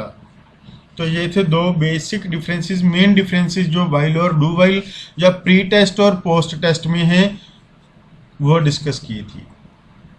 ये दोनों डिफरेंसेस हैं, एक तरह से pre test and post test के लिए भी कंसिडर किए जा सकते हैं, क्योंकि वाइल लूप प्री टेस्ट है, डू वाइल पोस्ट टेस्ट है। आइए अब जंपिंग स्टेटमेंट्स के बारे में डिस्कस करते हैं। नाम से ही पता चल रहा है, जैसे हमने पहले भी वैसे डिस्कस की थी, नाम से भी क्लियर हो रहा है कि जंप करके एक जगह से दूसरी जगह पे कंट्रोल ट्रांसफर हो जाता है। Those statements which transfer the control from one part of the program to somewhere else in the same program, same program में एक पार्ट से किसी और पार्ट पे, प्रोग्राम के किसी और पार्ट पे कंट्रोल ट्रांसफर हो रहा है, तो किसकी वजह से होगा? जंपिंग स्टेटमेंट्स की वजह से। उन स्टेटमेंट्स को हम जो यह काम करते हैं कंट्रोल ट्रांसफर करने का, जंपिंग स्टेटमेंट्स बोलेंगी। इन्हें स्किपिंग स्टेटमेंट्स भी बोला जाता है। जंपिंग स्टेटमेंट्स के लिए हम सी में go to statement, break statement and continue statement का प्रयोग करते हैं। ब्रेक स्टेटमेंट हमने पहले भी डिस्कस की थी, कहाँ पर? ब्रांचिंग स्टेटमेंट में। कौन सी ब्रांचिंग में? स्विच केस में। स्विच केस में अगला केस शुरू होने से पहले हम ब्रेक के साथ उसको कंप्लीट करते हैं केस को, ताकि वह केस एग्जीक्यूट होकर हम स्विच स्टेटमेंट से कंट्रोल को बाहर ले आए। तो ब्रेक का यही काम है, कंट्रोल कहाँ पे ट्रांसफर करती है? जिस कंट्रोल स्टेटमेंट में इसको यूज किया जा रहा है उस कंट्रोल स्टेटमेंट से कंट्रोल को बाहर ले आएगा ब्रेक स्टेटमेंट। आइए अब तीनों को वन बाय वन डिस्कस करते हैं। सबसे पहले जंपिंग स्टेटमेंट काम कैसे करती हैं, इसका हमने पहले भी डायग्राम से ओवरव्यू लिया था। जहां से हमने कंट्रोल ट्रांसफर करना है वहां पे हम एक जंपिंग स्टेटमेंट लिखेंगे और कंट्रोल कहां पे ट्रांसफर हो जाएगा? जहां पर हम चाहते हैं उसके लिए हमें एक लेबल लगाना पड़ता है। तो कंट्रोल एक जगह से दूसरी जगह पर ट्रांसफर किया, यह सभी स्टेटमेंट स्किप हो गई। इस ट्रांसफर को हम फॉरवर्ड जंप बोलेंगे। क्यों बोलेंगे हम इसको फॉरवर्ड जंप? क्योंकि यह जंपिंग स्टेटमेंट से आगे की तरफ जंप करके एग्जीक्यूशन के लिए चला गया और यह स्टेटमेंट उसने स्किप कर दी। एक होता है बैकवर्ड जंप, इसमें भी कुछ ऐसा ही है, जंप करके कंट्रोल ट्रांसफर होगा, बट जंप स्टेटमेंट से पहले जो उससे पीछे की इंस्ट्रक्शन है कंट्रोल वहां पे ट्रांसफर होगा। जंपिंग स्टेटमेंट से किसी भी पीछे वाली स्टेटमेंट पे कंट्रोल ट्रांसफर होगा, और क्योंकि पीछे की तरफ कंट्रोल गया है तो स्टेटमेंट्स यहाँ पे क्या होंगी? रिपीट। तो यहाँ पे एक लूप की तरह काम कर सकता है जो जंपिंग स्टेटमेंट है। तो जंपिंग दो तरह की है, फॉरवर्ड जंप और बैकवर्ड जंप। अगर किसी स्टेटमेंट से आगे वाली इंस्ट्रक्शन की तरफ जंप करके जाएं that is called forward jump, और किसी स्टेटमेंट से पीछे की तरफ कंट्रोल जो एग्जीक्यूशन है वो पीछे की तरफ जाए उसे हम बैकवर्ड जंप बोलेंगे। आइए सबसे पहले गो टू स्टेटमेंट को डिस्कस करते हैं। It is a jumping statement which is used to alter the execution flow of the program. यह एक जंपिंग स्टेटमेंट है जिसका प्रयोग प्रोग्राम में एग्जीक्यूशन फ्लो को चेंज करने के लिए, अल्टर करने के लिए किया जाता है। अर्थात किसी एक पॉइंट से किसी दूसरे पॉइंट पे हम कंट्रोल ट्रांसफर करना चाहते हैं तब गो टू स्टेटमेंट का प्रयोग कर सकते हैं। गो टू के लिए हमें एक लेबल जो कि एक आइडेंटिफायर होता है, एक नाम होता है, वह यूज करना पड़ेगा। तो गो टू कहाँ पे कंट्रोल को ट्रांसफर करेगा? जहां पर यह लेबल दिया होगा। This label identifies the place where the branch is to be made. यह लेबल डिसाइड करेगा कि गो टू कहां पर कंट्रोल ट्रांसफर करेगा। The label is placed immediately before the statement from where the control is to be transferred. जहां पर हमने control transfer करना है उससे पहले, इमीडिएट पहले, तुरंत पहले, जैसे हमने 5वीं लाइन पर कंट्रोल ट्रांसफर करना है तो 4th लाइन पर हमें क्या लगाना पड़ेगा, लेबल। तो इसलिए यहां पे लिखा है कि जिस स्टेटमेंट पे हमने कंट्रोल ट्रांसफर करना है उससे इमीडिएट पहले हमें लेबल लगाना पड़ेगा।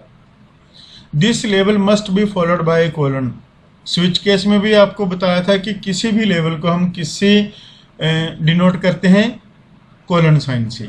लेबल के बाद सेमी कोलन नहीं आएगा, कोलन आएगा। कोलन से पता लगेगा उसे कि यह एक लेबल है।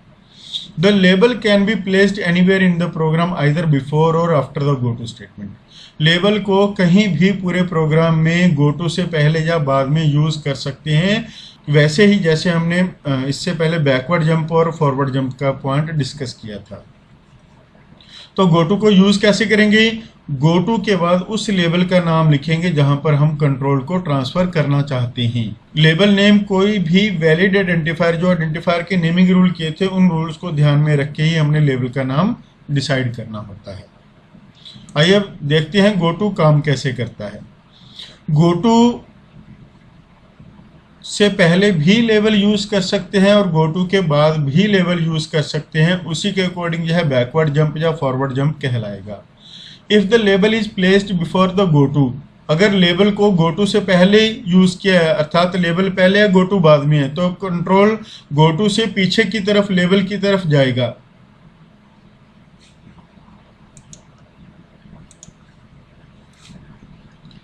जैसे हमने यहाँ पे लेबल लगाया है और यहाँ पे गो टू है। अगर लेबल को गो टू से पहले यूज किया है तो कंट्रोल पीछे की तरफ ट्रांसफर होगा, तो उसे बैकवर्ड जंप बोलेंगे। अगर गो टू पहले यूज किया है और लेबल उसके बाद लगाया है, तब गो टू से लेबल की तरफ, आगे की तरफ कंट्रोल ट्रांसफर होगा, जिसे हम फॉरवर्ड जंप कहेंगे। तो बैकवर्ड जंप में यह स्टेटमेंट्स को रिपीट करेगा, क्योंकि पीछे की तरफ जाकर वही स्टेटमेंट्स फिर से रिपीट होंगी, एग्जीक्यूट होंगी। और फॉरवर्ड जंप में यह स्किप करेगा स्टेटमेंट्स को, क्योंकि इन स्टेटमेंट को एग्जीक्यूट किए बिना वह सीधा कहाँ पे ट्रांसफर कर गया कंट्रोल को, लेबल पे, आगे की तरफ, जैसे इस डायग्राम में दिया है। गो टू से हम अगर आगे की तरफ लेबल पर जाते हैं, लेबल बाद में यूज किया, गो टू पहले, तो क्या हुआ, यह फॉरवर्ड जंप। इसमें यह इंस्ट्रक्शंस स्किप होगी। जबकि यहाँ पे लेबल पहले यूज किया है, गो टू बाद में, तो गो टू कंट्रोल कहाँ पे लेके जा रहा है, पीछे की तरफ। तो मीन जहाँ से दोबारा से एग्जीक्यूशन शुरू होगी इन स्टेटमेंट्स की, तो उससे क्या होगा, यह स्टेटमेंट्स इंस्ट्रक्शंस रिपीट होंगी। तो यह क्या है, बैकवर्ड जंप। आइए प्रोग्राम एग्जांपल से इसको समझते हैं। यहाँ पे सबसे पहले हमने क्या किया, आई की वैल्यू 1 इनिशियलाइज करवा दी। आई की वैल्यू 1 इनिशियलाइज होगी यहाँ पे। फिर ये क्या है, एक लेबल है। यहाँ पे हमने कमेंट में भी दिया है, गो टू के लिए लेबल लगाया। लेबल का नाम क्या दिया है हमने यहाँ पे, स्टार्ट, और उसके बाद क्या लगाना जरूरी है, कोलन। तो यह एक लेबल है। लेबल एक तरह से स्टिकर हो गया इस लोकेशन का नाम जहाँ पे कंट्रोल ट्रांसफर होगा। उसके बाद हमने प्रिंट एफ आई की वैल्यू शो करवा दी, लाइन चेंज करके आई की वैल्यू 1 शो होगी। फिर आई प्लस प्लस हुआ, आई की वैल्यू कितनी होगी, 2। फिर यहाँ पे कंडीशन इफ लगा के कंडीशन लगाई हमने यहाँ पे 2 लेस देन इक्वल टू 5। क्या हुआ, ट्रू। अगर ट्रू है तो उसके बाद वाला काम होगा गो टू स्टार्ट, अर्थात हमने क्या कहा कि कंट्रोल कहाँ पर चला जाए, जहाँ पर स्टार्ट डिफाइन किया है। तो यहाँ से कंट्रोल कहाँ पे चला गया, जहाँ पे स्टार्ट लगा हुआ था। तो यहाँ से फिर एग्जीक्यूशन शुरू हो गई। आई की वैल्यू कितनी है यहाँ पे, अब 2। यहाँ पे इंक्रीज हुआ था, यहाँ पे आई की वैल्यू कितनी बन गई थी, 2। तो यहाँ पे क्या डिस्प्ले करेगा, 2। फिर 2 के बाद यह लाइन एग्जीक्यूट होगी, 2 से कितना बन गया, प्लस प्लस 3। उसके बाद फिर condition if 3 less than equal to 5, condition क्या बन गई, 3 लेस देन इक्वल टू 5, क्या है, ट्रू। ट्रू है तो गो टू फिर कहाँ पे चला जाएगा, कंट्रोल को ट्रांसफर कहाँ पे करेगा, जहाँ पे स्टार्ट लगा हुआ, तो यहाँ से फिर वापस काम करना शुरू कर देगा। आई की वैल्यू कितनी शो करेगा, आई की वैल्यू कितनी है, 3, तो यहाँ पे कितना शो कर रहा है, 3। फिर 3 से कितना बन गया, 4। फिर कंडीशन क्या बन गई, 4 लेस देन इक्वल टू 5, क्या हुआ, ट्रू।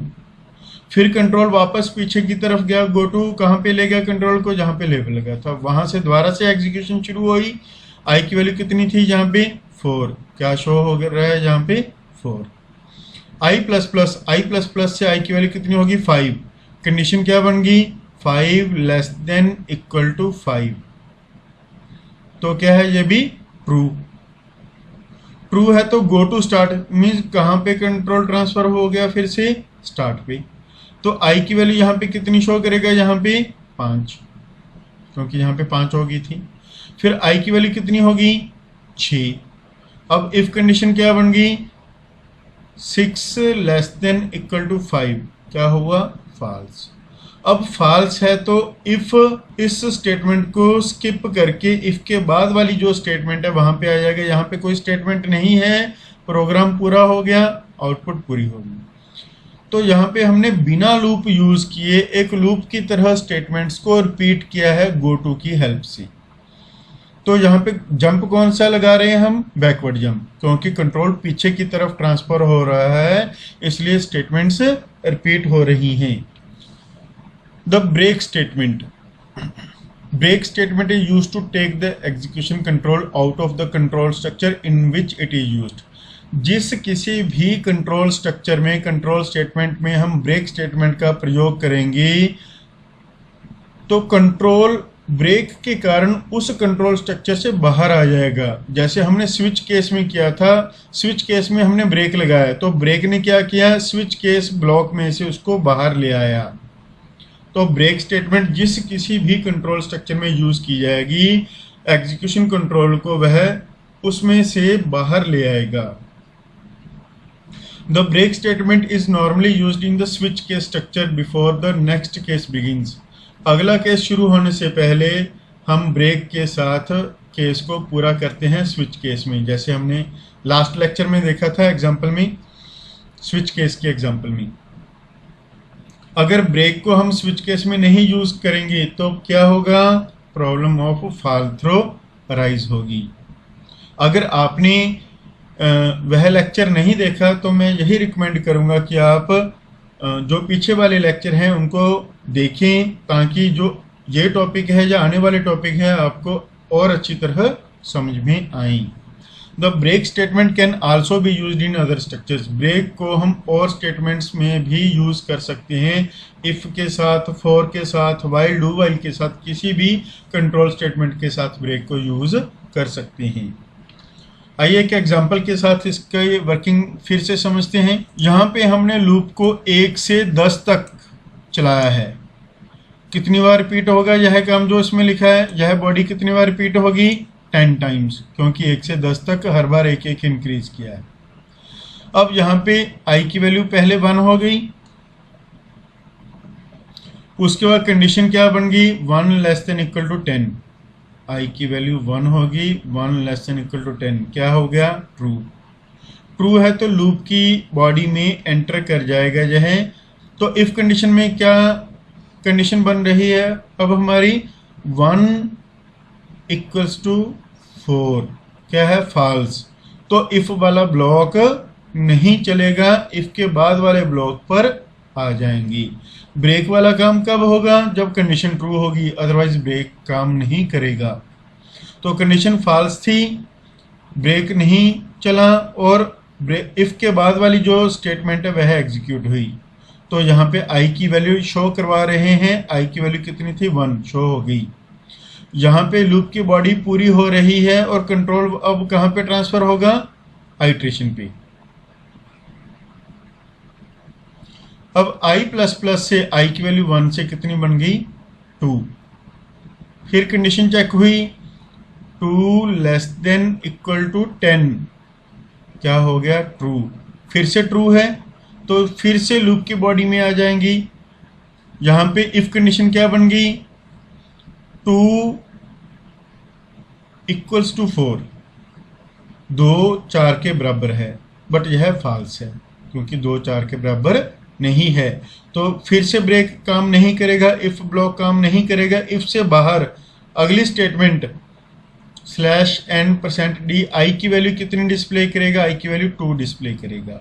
फिर लूप की बॉडी पूरी हो गई, साइकिल पूरा हो गया, वापस कंट्रोल जाएगा i++ पे।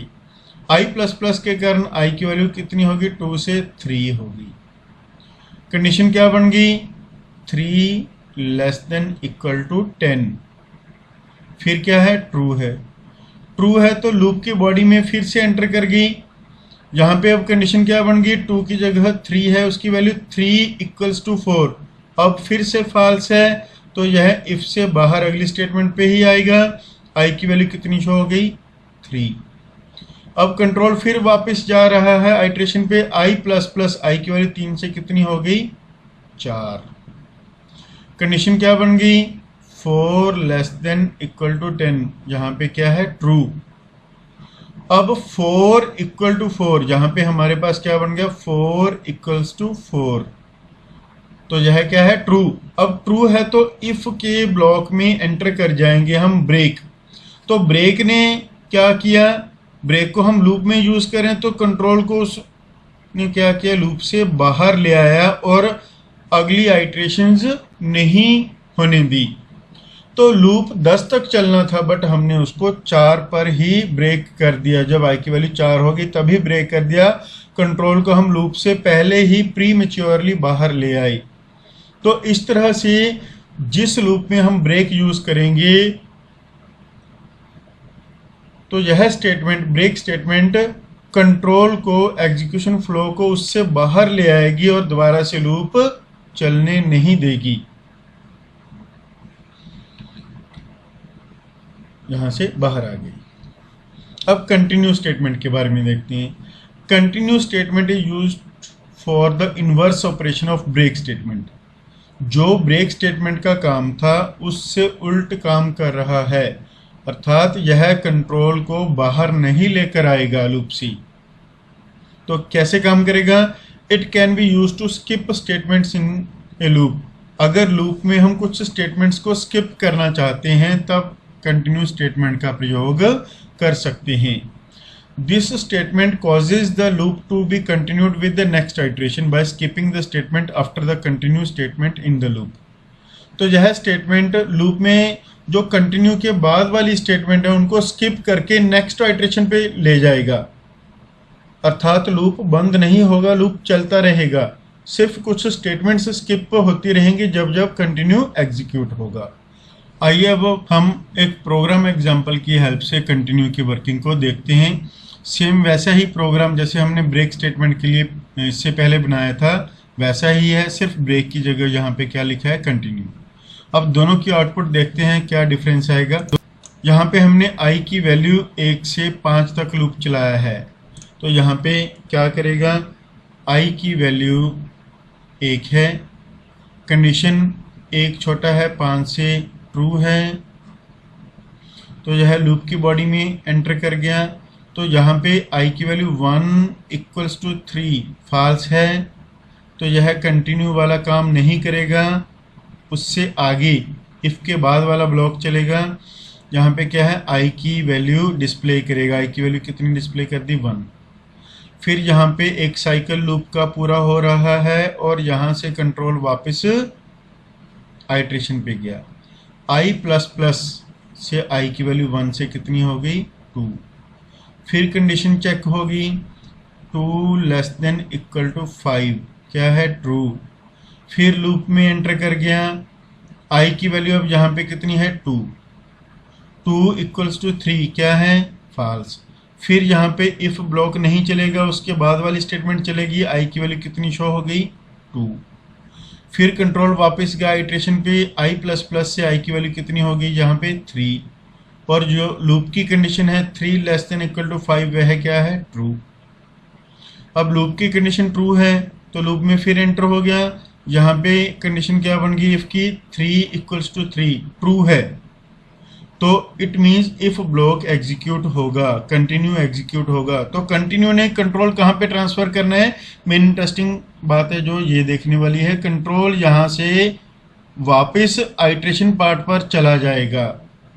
तो कंटिन्यू ने इफ के बाद वाली ये स्टेटमेंट एग्जीक्यूट नहीं होने दी, उसने यह चीज क्या करवा दी, स्किप करवा दी। कंटिन्यू के कारण यह चीज स्किप हो गई और यहां से कंट्रोल वह वापस लेकर आइट्रेशन पार्ट पे चला गया। अर्थात यहाँ पे जो प्रिंटफ आई की वैल्यू थी वह डिस्प्ले नहीं होगी, यहाँ पे आई की वैल्यू 3 डिस्प्ले नहीं होगी, क्योंकि उसने इस लाइन तक एग्जीक्यूशन पहुंचने ही नहीं दी। बीच में से ही कंट्रोल को, एग्जीक्यूशन कंट्रोल को कहाँ पे ट्रांसफ़र कर दिया, आइट्रेशन पार्ट पे। तो कंटिन्यू का काम ब्रेक की तरह बाहर नहीं लेके आना है कंट्रोल को, बल्कि उसे नेक्स्ट आइट्रेशन पे लेके जाना है। तो ब्रेक से एक बार बाहर आ गए तो दोबारा से लूप नहीं चलेगा, बट यहाँ पे लूप चलता रहेगा क्योंकि लूप से बाहर नहीं आए हम। तो आई की वैल्यू 3 से कितनी कर दी उसने, 4। 4 छोटा है जब बराबर है 5 के, क्या है, ट्रू। बट इफ कंडीशन क्या होगी यहाँ पे, फॉल्स। 4 = 3 क्या, फॉल्स। तो यहाँ पे अब कंटिन्यू काम नहीं करेगा। तो इफ के बाद वाला ब्लॉक, इफ के बाद वाली स्टेटमेंट आई की वैल्यू कितनी शो कर दी, 4। अब यहाँ पे 3 शो नहीं हुआ क्योंकि जब 3 थी वैल्यू तब तो वह उसको कंट्रोल को वापस ले गया था, उसने यह स्टेटमेंट स्किप कर दी। तो इस प्रोग्राम का मकसद सिर्फ आपको यह समझाना है कि कंटिन्यू कंट्रोल कैसे और कहाँ पे ट्रांसफर करेगा। ब्रेक कंट्रोल को बाहर ले जाता है, कंटिन्यू उसको नेक्स्ट आइट्रेशन पे ले जाता है। तो यहाँ पे अब आई की वैल्यू शो करने के बाद वापस आइट्रेशन पार्ट पे जाएगा। आई प्लस प्लस आई की वैल्यू कितनी होगी, 5। कंडीशन क्या है, 5 < 5 ट्रू है, लूप की कंडीशन ट्रू है। तो इफ की कंडीशन बट अभी भी फॉल्स है। 5 = 3, 5 = 3 क्या हो गया, फॉल्स। तो कंटिन्यू फिर नहीं चलेगा। प्रिंटफ आई की वैल्यू दोबारा से अब कितनी शो करेगा, 5। फिर कंट्रोल वापस आइट्रेशन पे गया, आई की वैल्यू कितनी होगी, 6। तो यहाँ पे कंडीशन क्या बन गई, 6 < 5 क्या हो गया, फॉल्स। अब कंट्रोल यहाँ से बाहर आ गया, लूप पूरा हो गया और हमारी प्रोग्राम की एग्जीक्यूशन भी पूरी होगी। तो होप कि आपको कंटिन्यू की जो वर्किंग है वो पता लग गई होगी। गो टू कहाँ पे कंट्रोल ट्रांसफर करता है, जहाँ पे लेबल लगा होगा। ब्रेक कहाँ पे कंट्रोल ट्रांसफर कर रहा है, जिस कंट्रोल स्ट्रक्चर में उसे यूज किया जा रहा है उससे बाहर कंट्रोल को ले आता है। कंटिन्यू में कंट्रोल कहाँ पे ट्रांसफर हो रहा है, जहाँ पर आइट्रेशन लगी हुई है। ब्रेक से बाहर आके दोबारा से लूप नहीं चलेगा, बट कंटिन्यू में कंट्रोल आइट्रेशन पार्ट पे ट्रांसफर होने के बाद फिर से चलता रहेगा। जैसे यहाँ पे दिखा है कंट्रोल कहाँ पे ट्रांसफर हो रहा है, आइट्रेशन पार्ट पे।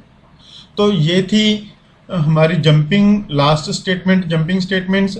तो इस तरह से हमने तीनों जो कंट्रोल स्टेटमेंट्स हैं उनको डिटेल में कर लिया है। होप कि आपको तीनों तरह की कंट्रोल स्टेटमेंट्स के बारे में अच्छी तरह से समझ आ गया होगा। सभी कंट्रोल स्टेटमेंट्स को हमने विद एग्जांपल्स डिस्कस किया है। अगर फिर भी आपको किसी पॉइंट पे डाउट है तो आप कमेंट सेक्शन में लिख के मुझसे क्यूरी कर सकते हैं, मैं आपके उस डाउट को क्लियर कर दूंगा, या आपके लिए एक नई वीडियो बनाकर उस डाउट को क्लियर करने के लिए दोबारा से अपलोड कर दूंगा। Thanks for watching this video. दोस्तों, अगर आपने इस चैनल को सब्सक्राइब नहीं किया, लाइक नहीं किया, तो आप इसे जल्दी से जल्दी लाइक और सब्सक्राइब करें ताकि आपको मेरी आने वाली नई जो वीडियोस हैं उनकी नोटिफिकेशन मिलती रहे। धन्यवाद। अगले लेक्चर में मिलेंगे जल्दी ही।